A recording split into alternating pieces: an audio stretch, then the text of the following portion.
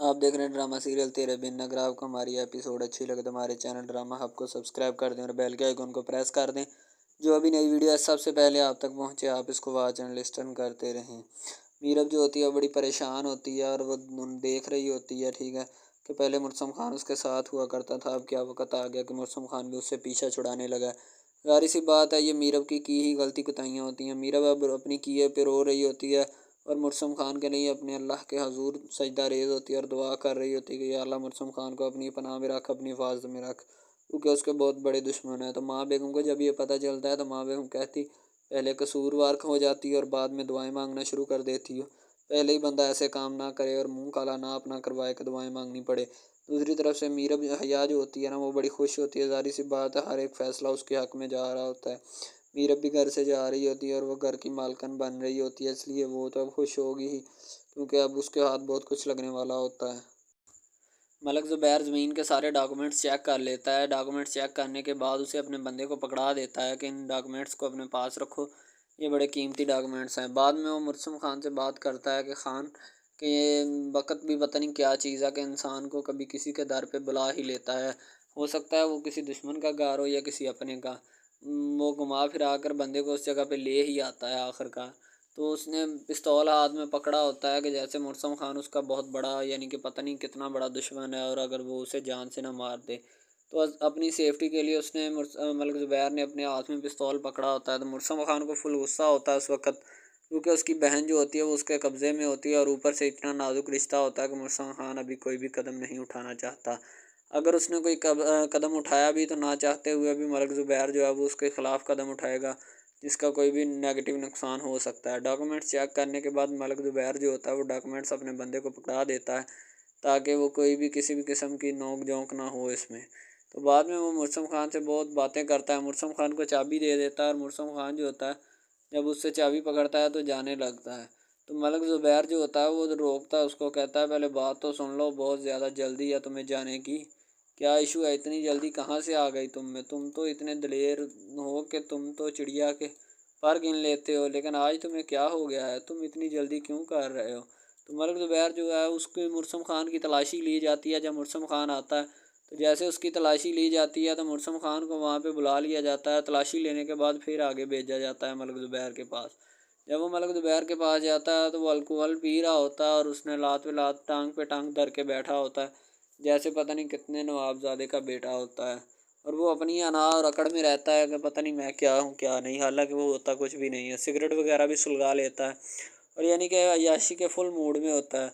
वो ऊपर से उसका दुश्मन भी, जो मुर्सम खान उसका दुश्मन ही होता है, तो वो भी उसके कदमों तले आ रहा होता है, यानी कि जो बात वो कह रहा होता है वो मान रहा होता है। दूसरी तरफ मीरब के पास अब पछतावे के अलावा कुछ भी नहीं है। उसने वाइट चादर इस तरह से ओढ़ी होती है जैसे उससे बड़ी हाजन ही कोई नहीं है इस दुनिया में, ठीक है। तो मीरब जो होती है वो वाइट चादर ओढ़ के खड़ी होती है, उसे अपनी ही बस सुलझनों में पड़ी होती है कि अब क्या होगा। तो वो मुर्सम खान के उन लम्हात को याद कर रही होती है जब मुर्सम खान जो होता है वो उसकी हर बात मान लेता था, लेकिन अब वक्त ऐसा आ चुका है कि मुर्सम खान उसकी कोई भी बात मानने के लिए तैयार नहीं है, क्योंकि उसने मुर्सम खान के साथ बहुत बुरा किया होता है। इसलिए मुर्सम खान अब उसकी कोई भी बात नहीं मानेगा। तो जैसे ही मीरा माँ बेगम के पास जाती है, माँ बेगम कहती है कि तुम मेरी नज़रों के सामने चली जाओ, तुम्हें फ़ौरन सुबह कराची वापस भेज दिया जाएगा, क्योंकि मैं नहीं चाहती कि अब तुम और ज़्यादा इस घर में रहो और घर की तबाही करो। अनवर तुम इसे छोड़ कर आओ, ये कराची चली जाए। माँ बेगम भी चली जाती है, हया भी वहाँ से चली जाती है।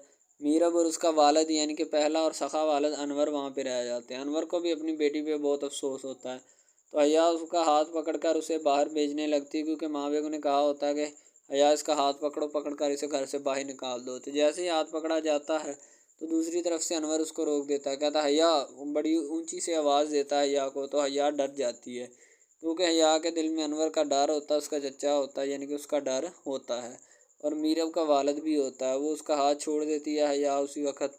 तो अनवर जो होता है कहता है कि जब मुर्सम खान आएगा तो फिर इसको भेज देंगे, अभी फ़िलहाल ये नहीं जाएगी। और तुम भी सुन लो मीरब, कान खोल के, ठीक है। तो माँ बेगम जो होती हैं कहती है कि अनवर, अगर तुमने इसका साथ देना तो मैं ये समझूंगी कि इस घर में की जो इज़्ज़त की नीलामी हुई है ना, उसमें तुम्हारा भी हाथ है। अगर तुम हमारा साथ दोगे तो हम बहुत ही अच्छा होगा। तो दूसरी तरफ मीरब को हया जो होती है वो हाथ पकड़ कर नीचे ले जाने की कोशिश करती है। मीरब कहती, छोड़ो मेरा हाथ, मैं खुद ही चली जाऊंगी, मुझे रास्ता आता है, तुम इतनी मेरी माँ मत बनो। تو ماں بیگم جو ہے وہ بڑے غصے میں ہوتی ہے جب میرب کی طرف دیکھتی ہے۔ میرب جو ہے وہ اور زیادہ تشنید میں ہوتی ہے۔ میرب نے بھی دعاؤں کا پل باندھا ہوتا ہے کہ یا اللہ اس کی جان چھوٹ جائے، مرسم خان خیر خیریت سے گھر آ جائے واپس، کیونکہ مرسم خان جہاں پہ گیا ہے وہاں سے واپس آنا تھوڑا مشکل ہی ہے، کیونکہ ایک تو دشمن ہے اور دوسرا اس سے ہماری عزت اس کے پاس ہے، یہ نہ ہو کہ کوئی نیا فساد یا دنگا شروع ہو جائے۔ میرب جو ہوتی ہے ان سوچ بچار میں گم ہوتی ہے، اوپر سے نفل پڑھ کے آئی ہوتی ہے۔ اب میرب کہتی کہ حیا تمہیں پتہ تھا اس سب معاملات کا، لیکن تم نے مجھے بتایا نہیں، تمہیں جب پتہ تھا تو پھر۔ حیا کہتی کہ میں صحیح موقع کا انتظار کر رہی تھی کہ کب کوئی ایسا موقع آئے اور میں تمہارے سر میں اینٹ پھوڑوں، اور پھر تمہیں عقل آئے کہ تم نے پنگا کس کے ساتھ لیا ہے۔ ظاہر سی بات ہے بڑے گھروں میں سے لے کر چھوٹے گھروں تک بس یہی فساد جو ہے وہ چلتا آ رہا ہے کہ عورتوں کی آپس میں نہیں بن رہی ہوتی، چاہے وہ جس بھی رشتے میں ہو، لیکن ان کی آپس میں نہیں بن رہی ہوتی۔ پتہ نہیں اس سب معاملات میں کیا لڑکیوں کو رکھا ہے اور کیا یہ معاملات کرتی رہتی ہیں۔ میرب جو ہوتی ہے وہ اور زیادہ پریشان ہوتی ہے، دعا مانگ رہی ہوتی ہے، رو رہی ہوتی ہے، نفل ادا کر کے تو دعا مانگ رہی ہوتی ہے، رو رہی ہوتی ہے، مرسم خان کے لیے دعائیں مانگ رہی ہوتی ہے، لیکن اسے پتہ بھی ہوتا ہے کہ جب مرسم خان آئے گا وہ اسے ایک لمحے کے لیے بھی اپنے گھر میں برداشت نہیں کرے گا۔ جب مرسم خان آتا ہے تو ماں بیگم کہتی کتنی گولیاں ماری ملک زبیر کو۔ مرسم خان کہتا کہ ماں بیگم کوئی بھی گولی نہیں مار سکا، اپنی بہن کو لینے گیا تھا۔ تو میرب یہ سن کر رونا شروع کر دیتی ہے، تو وہ کہتا ہے کہ ماں بیگم مجھے تو اپنوں نے ہرایا ہے۔ میرب ایک دم سے مرسم خان کی طرف دیکھتی ہے، ظاہر سی بات ہے اس ہرانے میں میرب کا ہی قصور ہوتا ہے ایک طرف سے، دوسری طرف سے میرب کا قصور نہیں بھی ہوتا، وہ اس لیے کہ اسے نہیں تھا پتہ کہ وہ ملک زبیر ہے اور وہ مرسم خان کا دشمن ہے۔ سارے لوگ جمع ہوتے ہیں، میرب بھی وہاں پہ ہوتی ہے، مرسم خان بھی آ جاتا ہے۔ مرسم خان کو ماں بیگم کہتی ہے کہ خان ابھی اسے لو اور یہاں سے اس گھر سے چلتا بنا کرو، میں اسے اور اس گھر میں برداشت نہیں کر سکتی۔ مرسم خان کہتا اماں بات تو یہی ہے، اب میں بھی اسے اس گھر میں نہیں رکھنا چاہتا۔ مرسم خان کو غصہ بہت زیادہ ہوتا ہے، تو دوسری طرف سے ماں بیگم جو ہوتی ہے وہ اپنے فیصلے پہ ہوتی ہے۔ جب مریم کو لایا جاتا ہے گھر تو ماں بیگم اس کو کہتی ہے کہ یا مریم کو لے جاؤ کمرے میں، ٹھیک ہے۔ ابھی ماں بیگم جو ہے وہ مریم سے کسی بھی قسم کی گفتگو نہیں کرنا چاہتی، کیونکہ ابھی نیا نیا سارے معاملات ہوتے ہیں، ٹھیک ہے۔ وہاں پہ انور بھی کھڑا ہوتا ہے، جب مریم گھر آتی ہے آ کر نظریں نیچی ہوتی ہیں، یا اس کو پکڑتی ہے اور پکڑ کر کمرے میں لے جاتی ہے۔ ظاہر سی بات ہے معاملہ سلجھانا ہوتا ہے، اب اسی معاملے اور بات میں فائدہ ہے، ورنہ تو معاملات خراب بھی ہو سکتے ہیں۔ تو ماں بیگم جو ہوتی ہے وہ اس کو لے جاتی ہے کمرے میں کہ آؤ میرے ساتھ کمرے میں چلو۔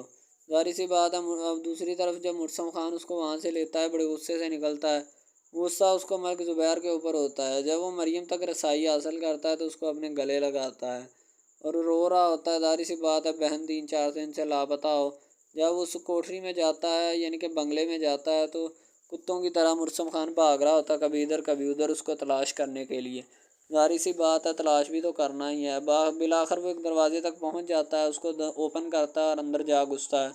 ظاہر سی بات اندر جانا بنتا بھی ہے، کیونکہ مریم اندر آواز پہ آواز دے رہی ہوتی ہے کہ مرسم خان مرسم خان مرسم خان، ملک زبیر کہتی ہے، لیکن جب دروازہ کھلتا ہے تو وہ مرسم خان اس کا بھائی اس کے سامنے ہوتا ہے، تو مریم دیکھ کر ایک دفعہ جان میں جان آ جاتی ہے اور رو رہی ہوتی ہے۔ ظاہر سی بات ہے وہ تو دفع ہو جاتا ہے ملک زبیر جو ہے اسے وہاں پہ تاڑ کر اور مرسم خان سے اپنی بات منوا کر۔ اس نے مریم کو اپنے پیار کے جال میں پھنسایا اسی لیے ہوتا ہے کہ وہ اس کو بلیک میل کر کے اپنے معاملات اور اپنی جو باتیں ہیں وہ منوا سکے۔ ظاہر سی بات ہے بہن کا رشتہ ہی اتنا نازک ہوتا ہے کہ کوئی بھی انسان جو ہے وہ اگلے کی بات ماننے پر مجبور ہو جاتا ہے اور مجبور ہونا پڑتا ہے۔ کوئی دلیر ہوتا ہے جو اس رشتے کی قربانی دیتا ہے، ورنہ تو کوئی بھی نہیں دیتا۔ میرب جو ہوتی ہے وہ کھڑی ہوتی ہے باہر گلی پہ، کیونکہ مرسم خان جو ہوتا ہے وہ اس کو اپنی گاڑی میں بٹھاتا ہے، اپنے گھر سے نکال کر ایک باہر گلی میں کھڑا کر دیتا ہے، کہتا ہے کہ اب تمہاری منزل تمہاری اوقات یہی ہے، تم یہیں رہو اور تم یہیں رہ سکتی ہو۔ تو مرسم خان جو ہوتا ہے اس کو گلی میں چھوڑ کر واپس آ جاتا ہے، کیونکہ وہ اب اور زیادہ اس کے ساتھ نہیں رہنا چاہتا، کیونکہ مرسم خان نے اس سے بہت زیادہ بے وفائی پائی ہے اور بہت سی مثبت امیدیں لگائی تھی، لیکن ان کا جواب منفی ملا ہے، اسے نیگیٹو ملا، اسی لیے اب اسے اور نہیں اس کے ساتھ رہنا چاہتا۔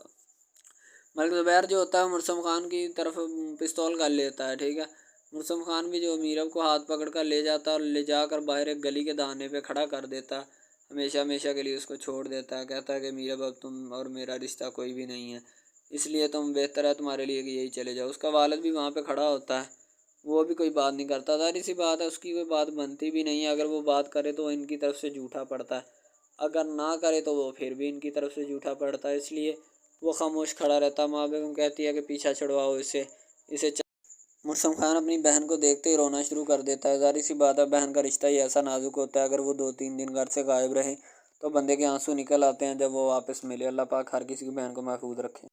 میرا اب ان لمحات کو یاد کر رہی ہوتی ہے کہ مرسم خان اس کے ساتھ ہوا کرتا تھا، اس کی ہر ایک بات ماننے کے لیے جان تک دے دیتا تھا، لیکن اب کیا ہے کہ مرسم خان اس سے گھر سے باہر نکالنے کو ہے۔ میرب جو ہے وہ بہت پریشان ہوتی ہے ان سب معاملات کی وجہ سے۔